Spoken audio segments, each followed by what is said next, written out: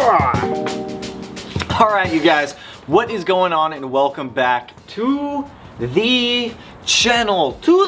What's going on, guys? So in the course of building the 05 STI Senorita Karma behind me here, I got a lot of questions on why am I building my own engine versus going with a pre-build when last time I had Outfront build my engine. We're going to talk about that today, and if you should build your own engine, if you feel confident building your own engine, or if you should buy a pre-build. There's a lot of good pre-build options out there, but we'll get into those a little bit later here. So to start things off, yes, this engine we put together ourselves entirely, with the exception of building the turbo kit, which obviously we had Kyle do for us down at Fuse Fabrication. But for the most part, we did like absolutely everything else. Building the case halves, building the long block, getting it in the car, putting everything else on, but none of that is new to us. So for me, the big contributing factor as to why I built my own engine versus paying for a pre-build was cost. I weighed out the options of building an engine for the horsepower rating which I wanted, which with this engine, it's about 750 crank horsepower, which is pretty up there. When you start getting up there in horsepower for engines, starts to get a little bit expensive, especially when you go down the route of like closed decking, half-inch head studs, all that stuff, machining stuff. It adds up pretty quick. However, with all of that custom stuff, still cheaper than buying a pre-built. So for me, it was cost. Now, when I went into building this engine, I had absolutely no experience, absolute zero. I have never put together a short block before up until this one. And that's scary. It's scary, don't get me wrong. Like when I went into it, I was like, what if I destroy this thing? What if I get everything wrong and it completely destroys the engine? Like, you guys have heard this engine run. It is like buttery smooth.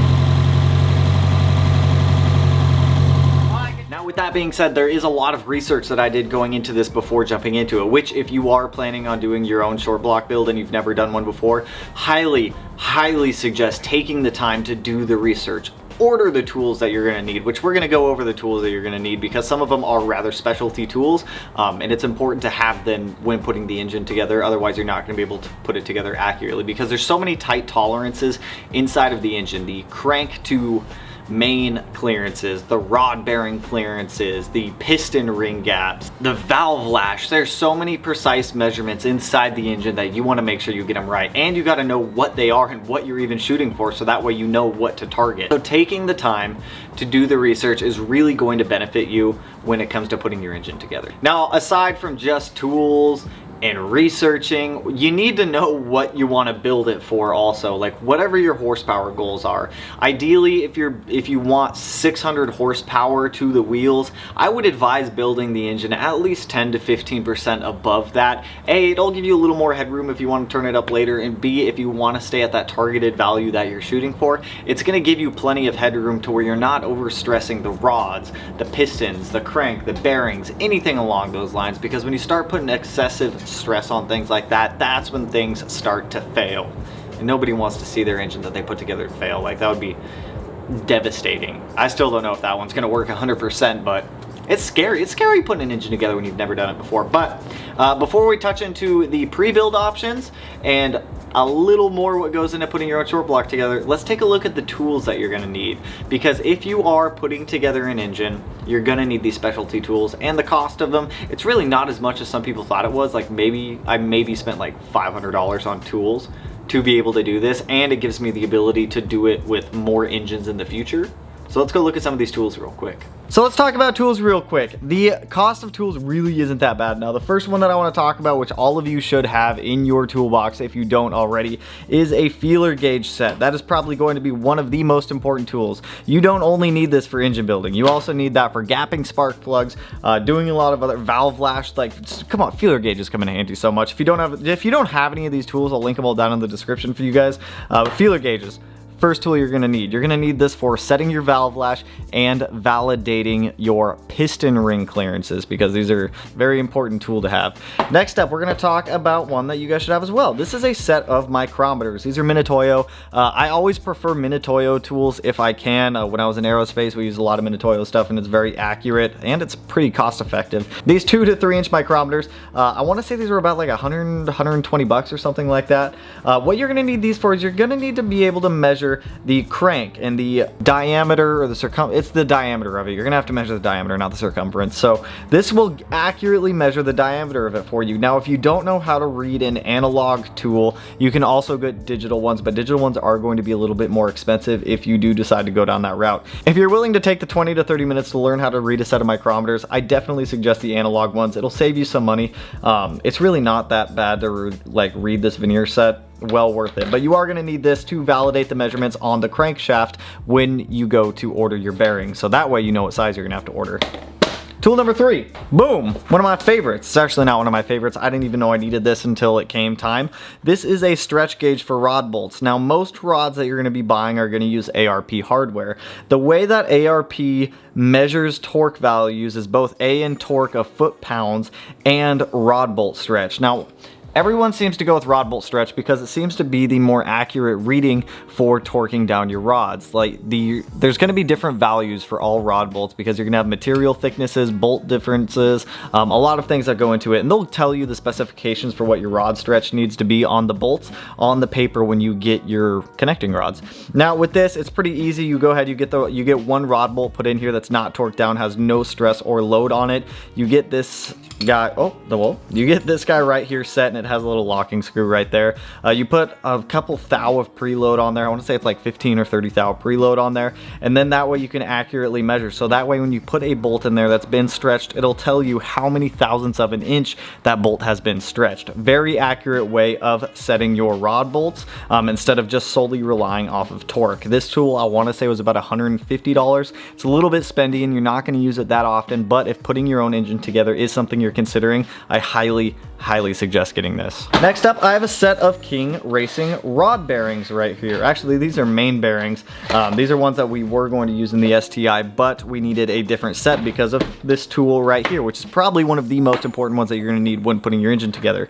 This is a bore gauge. It's a dial bore gauge. So what you're going to need this for is to measure the diameter of the rods and the diameter of the mains for your bearings. So when you go to put your bearings into the case halves or any engine, what you're going to see is, if I can hold these appropriately, when you have these set in there and they form a circle without any stress on them, there's not a lot of load, the measurement is going to read one value. When you go to torque everything down, these are going to get so compressed that the value is going to change by a couple thousandths of an inch. Now when it changes, you need to make sure that you have the proper clearances between the crank and between the bearings. So for us, we shot for about 1.5 to 2 thousandths of an inch. That's where this tool comes in. This will tell you how far off or how big the spacing is with the bearings installed. So you're going to have to install the bearings into the mains of the engine, torque the case halves down together, pull off your measurements that you used with the micrometers, validate that measurement against what you're getting on this, and then that's going to give you your clearance between your main and your crank. And you need to get that very precise, because if it's too big or too loose, and obviously you're going to kill a bearing rather quickly. If it's too tight, you're also going to kill a bearing rather quickly because it's not going to be able to get enough lubrication in between the bearing and the crankshaft, and then you're going to be back in square one with another blown engine. So that is like the required main tools that you're going to need, aside from like the small stuff like a torque wrench and things like that. One tool that I do advise that you guys get, if you don't have one, you probably won't need it for engine building, but it is a really good precision tool to have. Just a set of calipers. I use calipers all the time. Once again, Minitoyo, these are the digital ones. But aside from that, there's one more tool that you're going to need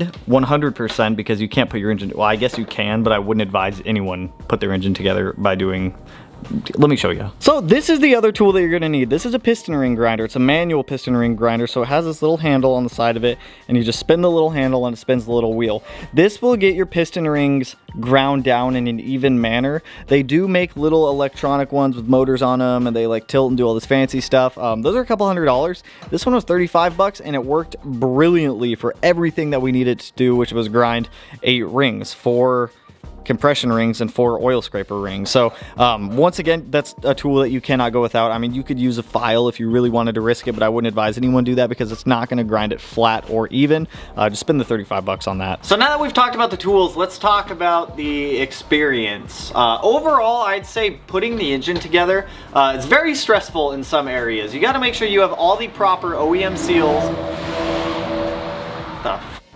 all the proper OEM gaskets, all the proper hardware also when you go through putting it together, because you don't want to be like, okay, I just put all the 3 bond on the case halves, I got all my O-rings in, and then you go to torque everything down and you find out you're missing a case bolt or something like that. Like, it's good to go through and take inventory of things that you need prior to starting everything. It's also very good to like clean your work area and make sure that everything is like proper. It's stressful in some aspects, it's fun in others, and it's rewarding at the end when you hear it fire up. Like when I heard that engine start up for the first time, I was ecstatic. You guys saw it. I was dabbing on everyone.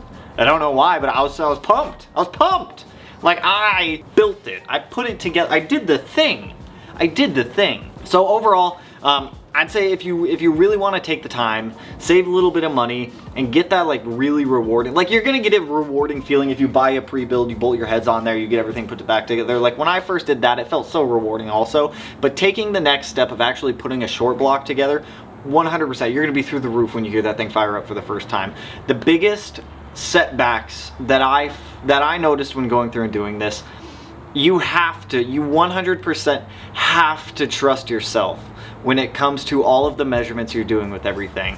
Measure like 50 times on all clearances, because that's something that you don't want to get wrong. And if you need to ask for help, ask for help.